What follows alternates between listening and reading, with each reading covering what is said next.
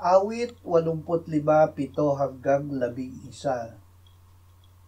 O Panginoon, ipakita mo sa amin ang iyong tapat na pagsuyo at ipagkaloob mo sa amin ang pagliligtas mo.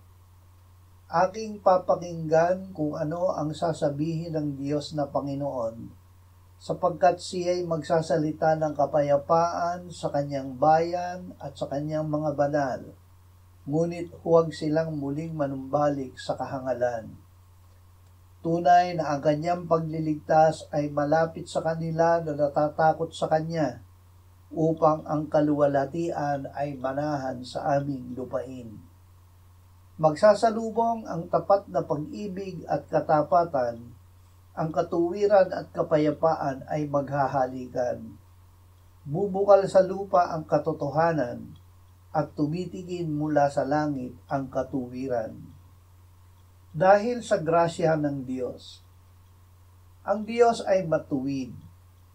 Ipinatupad niya ang hatol na kamatayan sa kasalanan, ngunit ginawa niya ito sa paraan ng kanyang grasya. Ang kabayaran ng kasalanan ay kamatayan, ngunit ang kaloob ng Diyos na walang bayad ay buhay na walang hanggan kay Kristo Jesus na Panginoon natin. Sa paraang ito ay nagsalubong ang tapat na pag-ibig at katapatan, ang katuwiran at kapayapaan ay naghalikan. Tayo ay naligtas dahil sa grasya ng Diyos na ating tinanggap sa pamamagitan ng pananampalataya. Ito ay hindi dahil sa ating sarili, ito ay regalo ng Diyos. Halina't siya'y puri.